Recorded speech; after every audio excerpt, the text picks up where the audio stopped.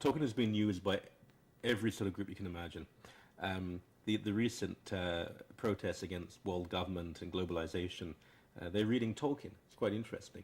You have people who generally are very much on the left and they, the right ideas about various things, and they're reading Tolkien as well. They're saying, well, here's a man who really understood during the Vietnam War and the protests against the Vietnam War.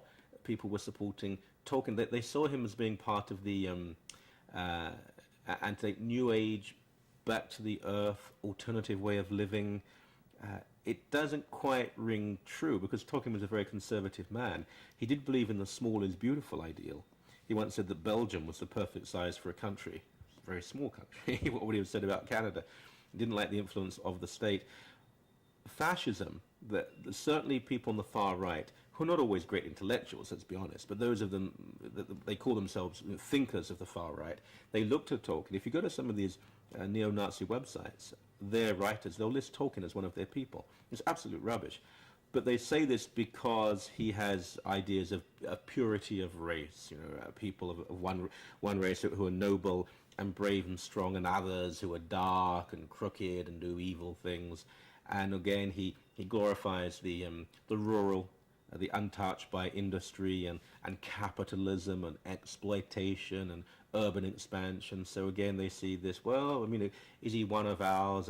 And people who have bought into the fascist idea sometimes read Tolkien as well. But you can't jump from that and construe that Tolkien was a fascist. In fact, when he was approached by a German publisher during the time of Hitler, just before the war, and they wanted to publish some of his works in German, they said to him, we have to ask if you're an Aryan or not. And he wrote back and said, well, the term has no meaning. If, however, you're asking me, do I have any Jewish blood? He said, sadly, no. And by the way, you will never publish one of my books. Now, for a man, again, of his time, of his background, to be so strong in his condemnation of Nazi anti-Semitism, it's a wonderful thing. He was a premature anti-fascist, as the crazy anti-communists in the United States used to say in the 1950s. But yeah, you can't get away from this fact that some people on the far right see Tolkien as one of their writers. I understand why they do, but they are so completely and utterly wrong. He would have been appalled at people like this trying to use his work. You certainly don't have to have any faith to admire Tolkien. You certainly don't have to be a Christian. But he had a Christian essence to his writing. He had a sense that good does go on forever, that there is a message of truth and light that has been given to us, and he carried that with him always. And that does inform everything he writes. I think it's there in everything you read of Tolkien. Similar with C.S. Lewis and others. G.K. Chesterton is another one. Too many writers today have lost that moral anchoring, that moral anchorage, and because of it, they swim around in all various areas. Some of them will still be very impressive, but I believe that's what we've lost. We've lost the greatness that was given to Tolkien because he was rooted in a great belief system.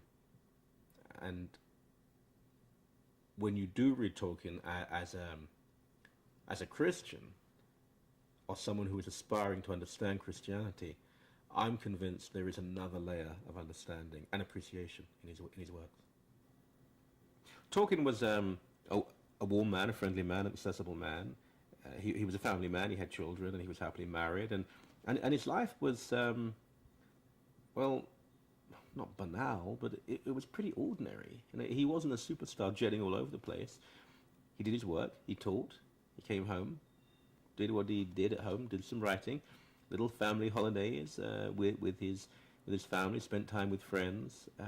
There was nothing particularly exciting in that way. I mean, having written a biography of him, suddenly he went out and solved a terrible murder, a terrible crime. There he was fighting off espionage. No, that's not what he did. He was a family man, and he was a teacher, and he was likable.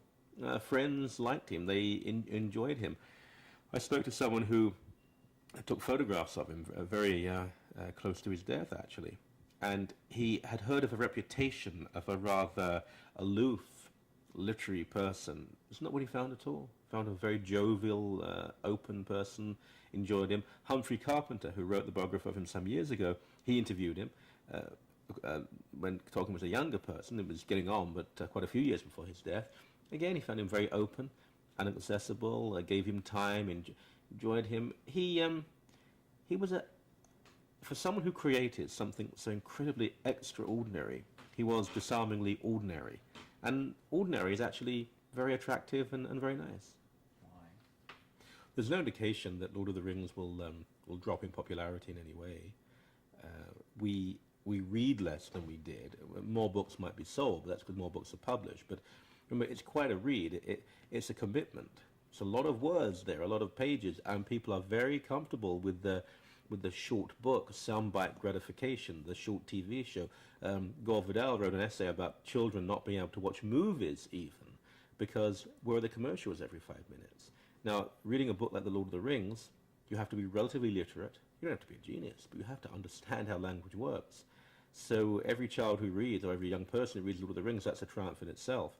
But as long as we have universal literacy, and I think we will, I think it'll probably be okay and people will read the book. Will there be a greater book of the genre written? I don't believe that's possible. Because there are so many people who try to replicate and emulate Tolkien, and they all fail miserably. And there are hundreds written like that, and they come out in 3, 4, 5 book series, and some of them are okay, but none of them come anywhere near Tolkien. Well, I wrote a biography of Tolkien called J.R. Tolkien, the man who created The Lord of the Rings. We called it that because I'd written a biography of C.S. Lewis called The Man Who Created Narnia, the setting for the Narnia Chronicles, of course. And it was a joy to write the book on Tolkien because he's a very enjoyable man to live with for a while. And that's what you do when you write a biography. You live with someone for a short while. And the life is a good one. The life is one of triumph over some pretty big obstacles. Parents dying when he was a very young man, not a lot of money around, struggling, working hard, First World War, a wife almost went to another man, but he got her back. People opposed to the marriage, his Catholicism, because people were sometimes anti-Catholic, struggling to university, first of all to a university that wasn't Oxford, then Oxford that he really wanted to be at, and teaching there, some opposition, and then writing, and first the writing wasn't really recognized, and gradually it was, and publishers who weren't. So he triumphed over all of this and remained good-humored, good-natured, and good.